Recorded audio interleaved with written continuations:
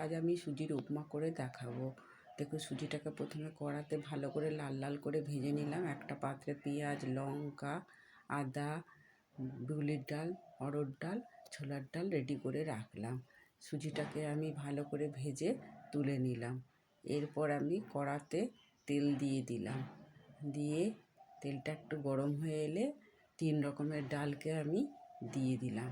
দিয়ে ভালো করে ভেজে তুলে নেব। এরপর আমি গরম তেলের মধ্যে শুকনো লঙ্কা, সর্ষে ফোড়ন দিয়ে দিলাম।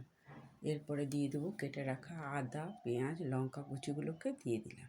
দিয়ে ভালো করে ভেজে নিয়ে নেড়ে চেড়ে এরপর ভেজে রাখা ডালগুলোকে আমি দিয়ে দিলাম।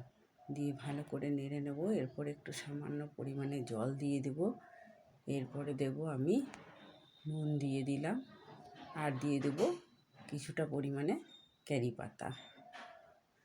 দিয়ে এবার আমি ডালগুলো যাতে সেদ্ধ হয়ে যায় তার জন্য আমি কিছুক্ষণের জন্য ঢাকনা দিয়ে ঢেকে দিলাম। এবার ঢাকনা তুলে দেখুন হয়ে এসছে। এইবার আমি ভেজে রাখা সুজিগুলো দিয়ে দিলাম। দিয়ে ভালো করে নেড়ে চেড়ে যখন শুকনো হয়ে যাবে তখন তারপরে সামান্য পরিমাণে আমি পাতি লেবু দিয়ে দেব।